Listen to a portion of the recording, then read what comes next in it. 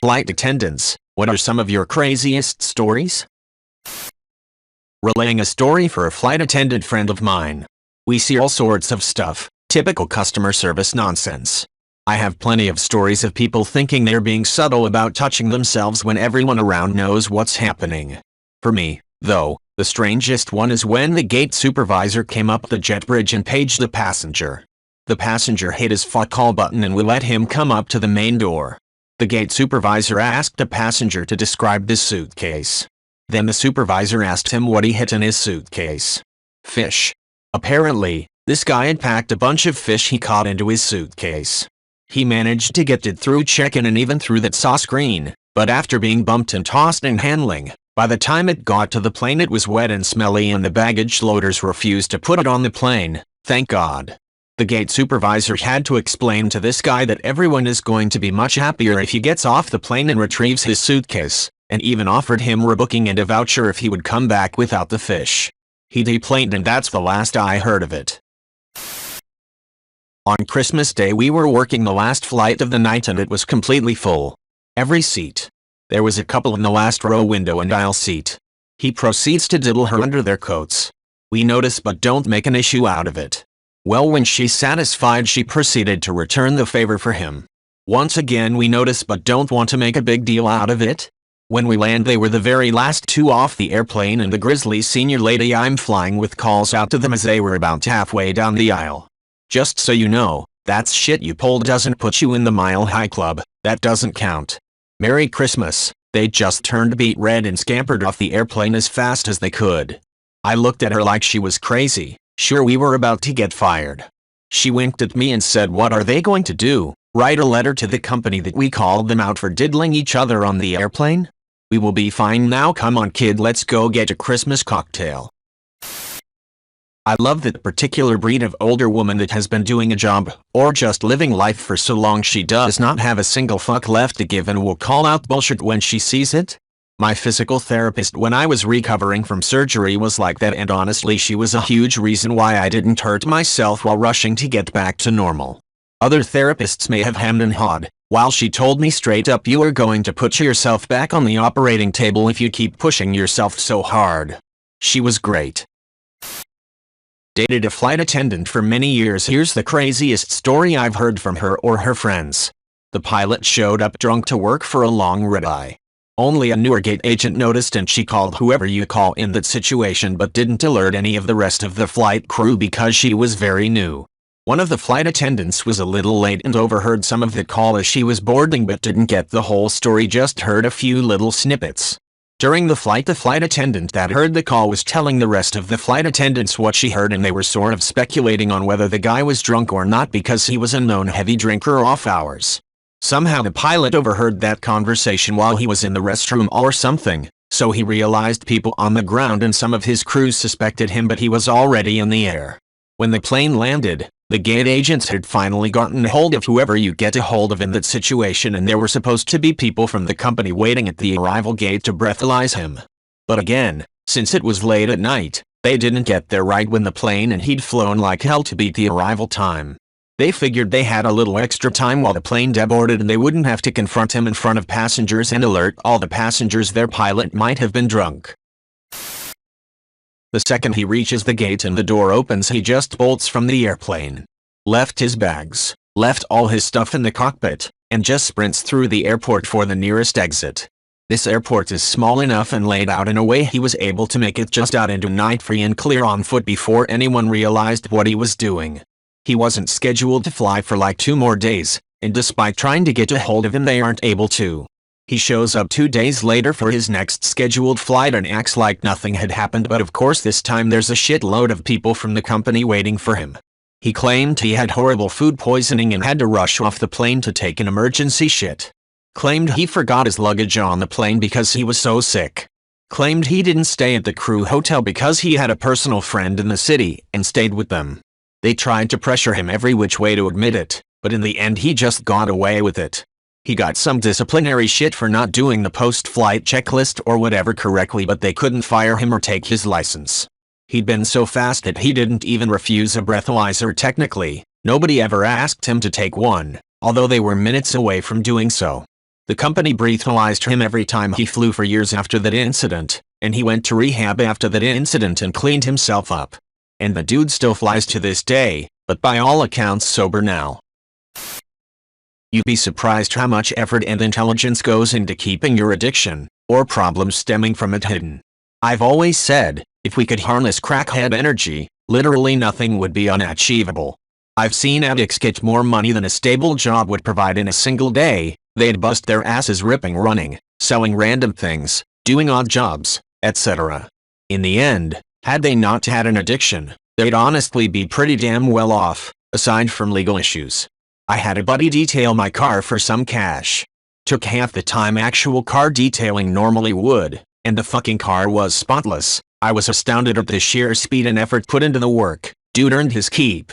It's just crazy how much effort some addicts put into keeping their problems hidden, especially if discovered it could risk their income or ability to afford their addiction. I posted this in another thread a few years ago. We were flying DFWHNL, Dallas, Honolulu. We were about 30 minutes past the point of no return and the captain informs us, flight attendants, that he had to shut one engine down because it was overheating. We had about 2.5 hours until we could reach any kind of land. We had a new hire, 2 months, working the flight that got very emotional and started saying things like "I don't want to die" in a panicked voice. We had to shush her so passengers wouldn't start freaking out. As time progressed, I tried to ignore the fact that the other engine could crap out or we could have a bird strike or any number of things could go wrong. I started casually going through the cabin and rechecking all of the emergency equipment on board. To calm the new hire down, I took her through with me to try and remind her of her training. Just as she started calming down, I noticed a strange noise coming from the functioning engine. It was the sound it makes when we are changing speeds around the time we are about to land. We were still 1 hour, 40 minutes out. The captain gives us another call and my heart sank. Just as he called, a passenger gets up out of his seat and collapses right in the aisle. His shirt caught on the armrest and ripped his shirt wide open. His wife screams. There are 4 flight attendants on this flight, so someone else answered the call from the captain and I had to deal with this. In my mind I am thinking, how am I going to secure this guy if we are going down? Should I just leave him there and answer the phone? I need to know what the captain is saying. Meanwhile, the wife is trying to wake him up and I'm asking my coworker to get medical equipment. I immediately switch to first responder mode once I see him turn pasty white. None of these passengers know about our engine problem and only a few notice this guy passed out in the aisle. I saw him fall, so I was the caretaker. The runner calls for any medical personnel on board and tells me that she can't call the captain because he's still talking to the lead. Oh right, we had that going on too.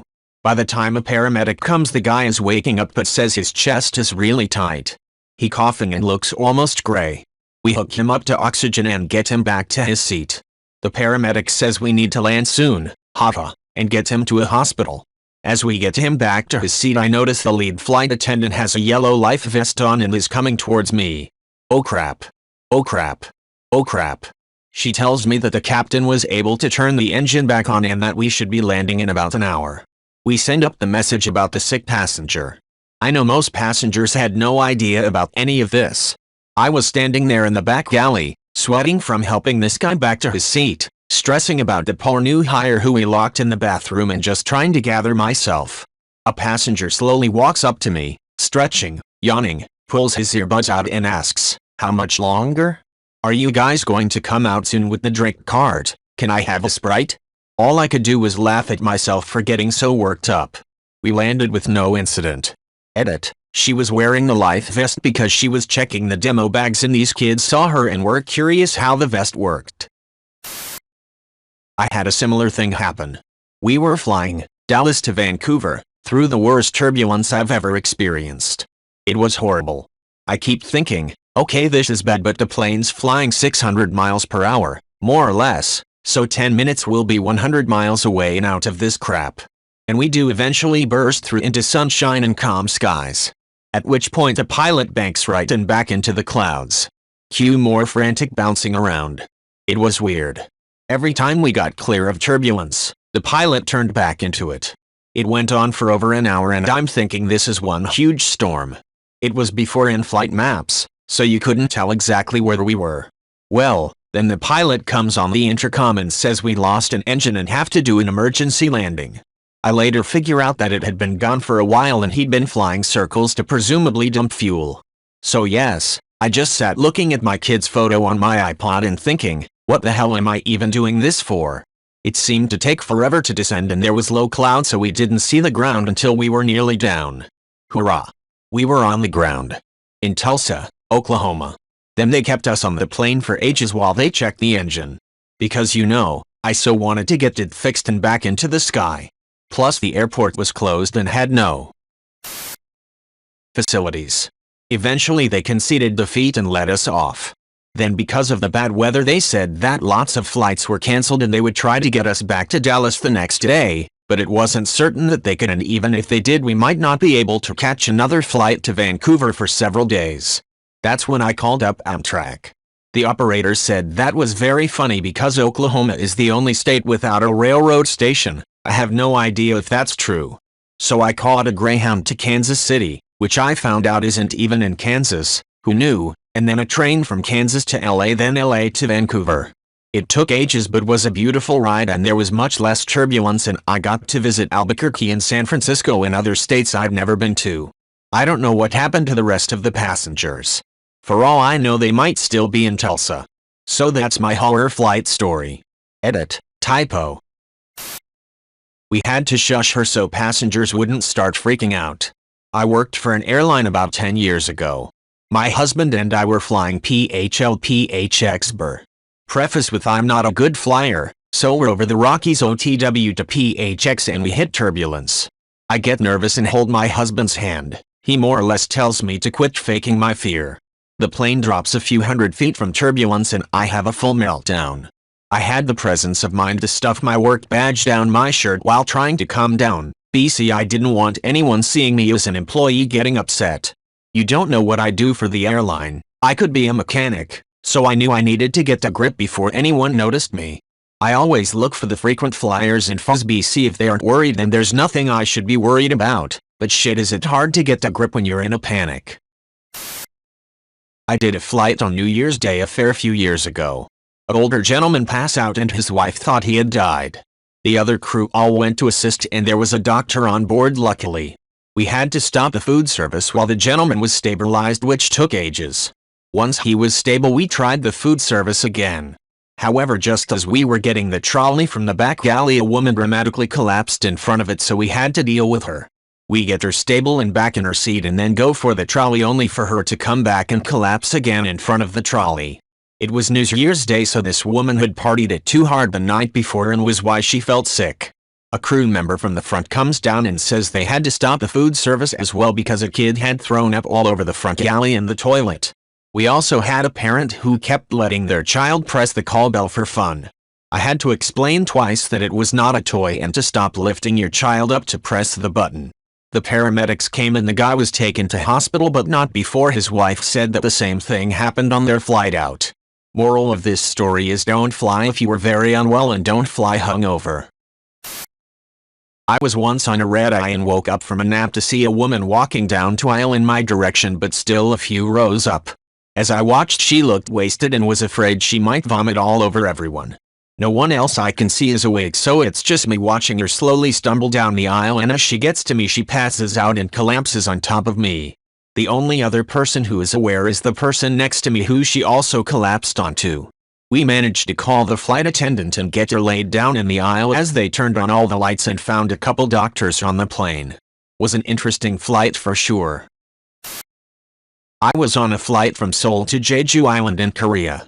Jeju Island is a very popular honeymoon destination for Koreans in the mainland. Most of the attractions are geared towards couples. Some poor guy had brought a huge jar of pickled eggs wrapped, he thought, carefully. Maybe he needed to bring some of the mama's home-cooked food with him? As we took off and began the ascent, liquid started dripping down on the festively dressed passengers. It started in the overhead compartment in the third row and dripped in everyone's hair and shoulders. All the way back to the last row in the little plane. Lots of little shrieks, then immediately angry voices. The sharp smell of pickled juice, not a style, permeated the plane. An annoyed flight attendant dashed over, reached deep into the overhead compartment, and removed a very wet, still dripping bag. We could hear the broken glass pieces moving against each other. She stalked off with it, back stiff with disapproval. The very red-faced man under the compartment stood up and faced the passengers behind him. He made an apologetic speech and bowed frequently during it. I don't speak Korean, so I don't know what the passengers replied specifically, but it was not a great way to start a honeymoon for all the couples on board. I hope it became a funny story to tell back home later.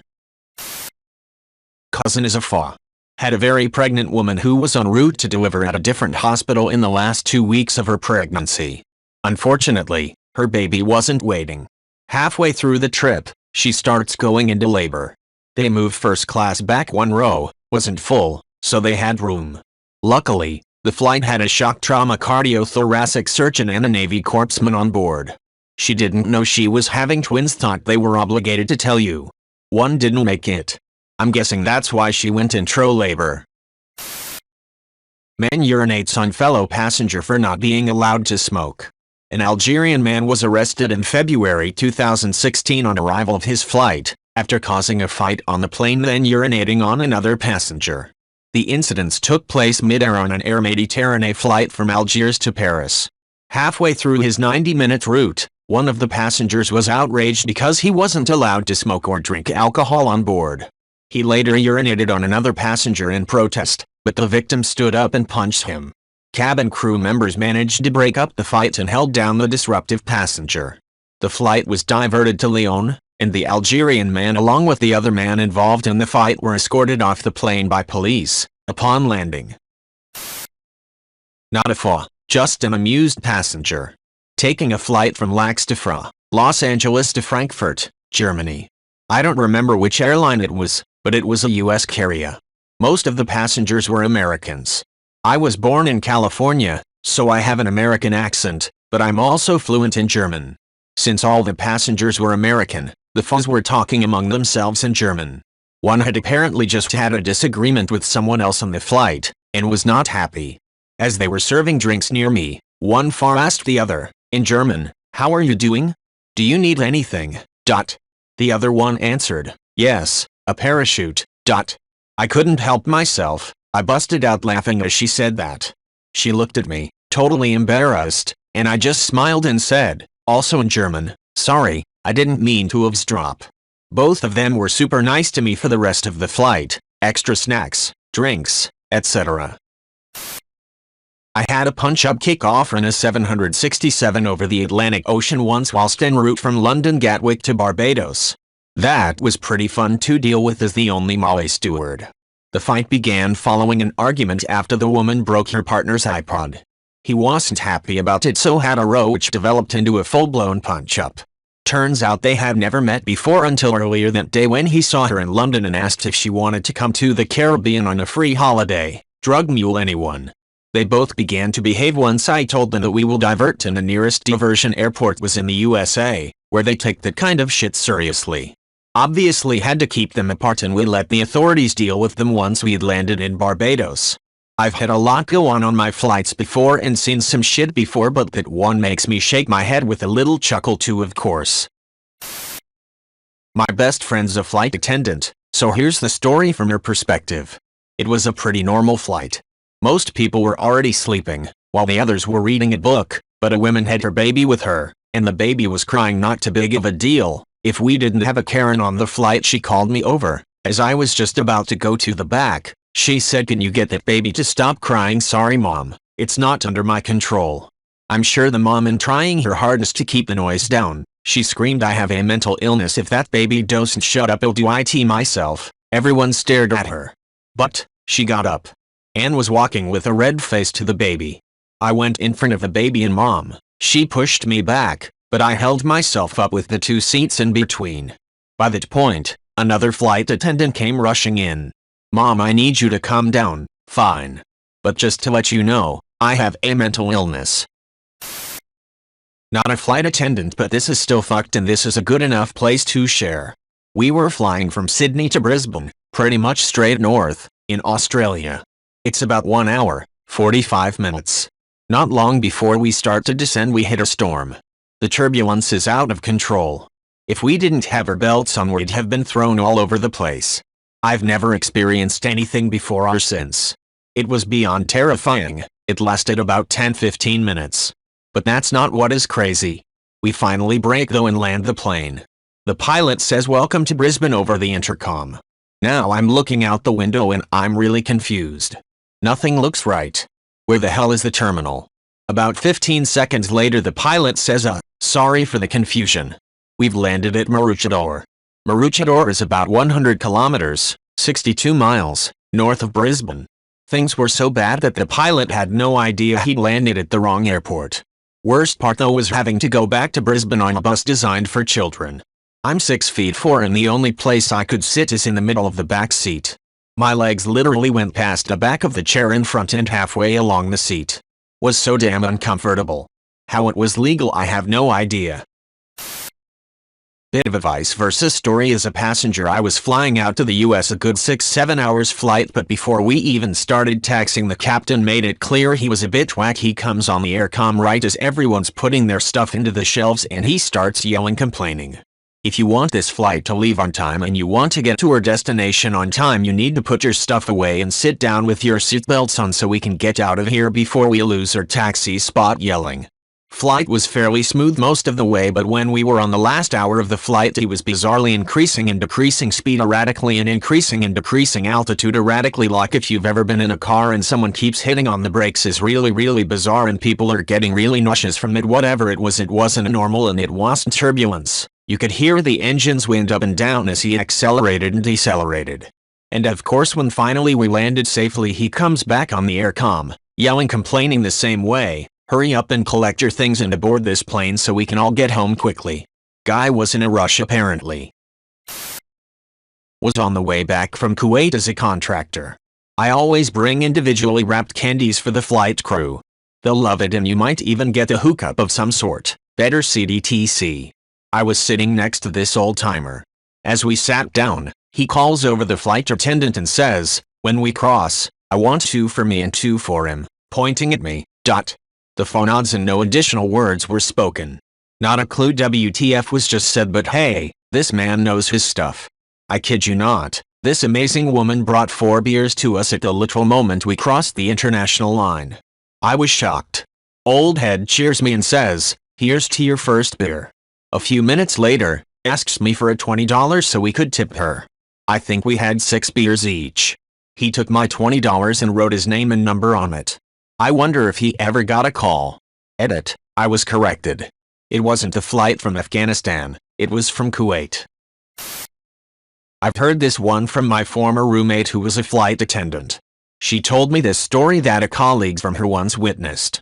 So, there was a, probably, very rich Indian family occupying the first class on a long-haul flight.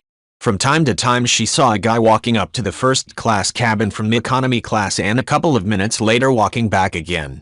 This happened numerous times during the flight, but they didn't really check what he was actually doing there until he came like the 6th or 7th time. Turns out he was a servant to the family and his job was to wipe their asses when they went to the bathroom. Current partner is a CSA in a Middle Eastern airline. Multiple times, to her and other colleagues of her, passenger would inquire about a WC for British citizens. Not sure why. Pilots sexually harassing CSAs, and FAs on a regular basis, forcefully kissing, showing their members, sexual comments. Unfortunately, they can't complain for fear of losing their job, which is a sad reality. Pilots abusing first officers and screaming at them mid-flight. Mid-flight drama about who does what and whose responsibilities are what. Really disorganized and hell to work in. Not sure this is true, but someone I know was a flight attendant. Apparently heavy drinking is quite common with the staff, including pilots. The worrying part is that apparently they know how to trick advanced digital breathalyzers which were routinely used. I remember 2 tricks. Taking 2 hydration effervescent pills before going to sleep, 2 before breakfast and 2 after. Gluing some kind of eucalyptus paste or gel on the palace which apparently inhibits alcohol detection but appears on the breathalyzer screen. I have no idea if this is true, but made me worried. Not a flight attendant, but I was recently on a flight from Lax to Dallas, then from there Dallas to Arkansas. It was a 6 a.m. flight. I wasn't able to fall asleep before getting to the airport, so I planned to sleep on the plane. The pilot was super cool and told us that he'd keep the lights low and not speak over the intercom so we could get some shut-eye. So I pulled my hoodie over my eyes to get as comfy as possible. As I'm on the verge of falling asleep, I hear someone screaming, "Get the FK away from me, get me off this plane." My first reaction was fear. Who the hell was screaming so early in the morning? My next reaction was empathy. This person must be dealing with some kind of flight anxiety. Nope, just a crazy woman throwing a fit because flight attendants told her to put a mask on. Her refusal to wear a mask caused people to film her on their phones, which in turn caused her to freak out. Apparently she even pulled a comb out of her bag and threatened to stab people around her. Shortly after her outburst, we hear the pilot say, "Ladies and gentlemen, we're going to have to turn around and land in Phoenix," followed by collective groans from everyone on the plane. We were in Phoenix for a little over an hour as the pilot filed paperwork about the incident and the plane had to be refueled. They took the woman off the plane from the back exit. We eventually reached Dallas Airport, where I waited 1.5 hours in line at customer service since she screwed over a majority of the people that were on the plane. It was while I was waiting in this line where I was retold everything that happened because I was next to the person who was sitting one row behind that psychopath. Customer service got me another connecting flight to Arkansas, but I landed 3 hours later than I was supposed to. A bit late to this party, and I have a number of crazy stories, but I like to share my most poignant one. We were taking off from Richmond Airport in Virginia and then had to do an emergency landing because the landing gear was not coming back up. Not quite as scary as some mechanical issues, but we still went into full-on emergency mode for landing. My training kicked in, and after the announcements I approached the one lady sitting in the exit row to ask, "Are you still willing and able to assist in this emergency?" And she screamed "No," and ran to the back of the plane. I've heard that's not an uncommon reaction. Please remember that exit row isn't just more legroom, folks. Just a passenger with a mundane Mile High story. Was on a plane with 5 friends. We're all sitting in one row, 2 sets of 3 with the aisle in middle. 2 of them, who were dating, were on the other side of the aisle. I'm talking to the 2 other people on my side, and suddenly I look to other side and see the couple is missing. Thought they were fucking, so I looked again in a few minutes and they were still gone, at which point I of course notify the 2 people with me of the situation and to look out for when the bathroom door opens. At this point there is a long line of angry people forming. A few minutes later she timidly peeks her head out, shuts the bathroom door behind her, and conspicuously sidles back to her seat. A minute later he does the same. I asked the BF about it after, and he said a flight attendant notified them that they'd committed a felony and they spent the whole rest of the flight working out an airtight alibi, but no one said anything when we landed. Good on them for shamelessly living their life. They were and still are one of my favorite couples. Not fa. This flight didn't have them. It was a hop, military, from Panama to Charleston, SC, upstairs on the cargo plane. Sometime in the 90s, I was a teen. We usually had a stopover on these hops back and forth to the States, in some Central American country. This time the stop was in Nicaragua. Wasn't looking forward to the hours-long stopover. The airport waiting area was a one-room deal, toilets in another building, the worst brownish tissue paper-esque toilet paper I'd ever experienced. So we land. I sit up from where I'm lying across 3 seats, my favorite way to fly when it isn't full. I gather my carry-on things, books and amusements, and Mom and I sit and wait. And wait. The plane engines start revving and soon we're taking off again. Passengers collectively shrug and go back to lounging, snacking, reading, etc. Once solidly in the air I wander down to where they keep snacks and drinks where some adults are discussing the stopover that wasn't. Don't know if it was a guerrilla situation or what, but there was gunfire too close to the runway so we had to GTFO. Fun times. Not a far, but this happened to me this week. I'd had a veggie burger and was full of beans. Drove to JFK without coffee in time to evacuate, so it wasn't until I got on my flight that I felt the need. Went to the back of the plane as far away from my seat as possible and let rip in the bathroom. Man. I had COVID recently and even I could smell it. Flushed and stepped out and the cart was blocking my way back, so I stood at the back waiting. An alarm goes off and I shrug to the fall and say guilty. It was a smoke alarm. 30 seconds later the captain is calling. Everyone is freaking out. I'm getting accused of smoking, vaping, spraying shit and trying to take the plane down. Thankfully the very junior crew figure out it's just a stinking shit and the plane isn't actually going down and they let me go on my way.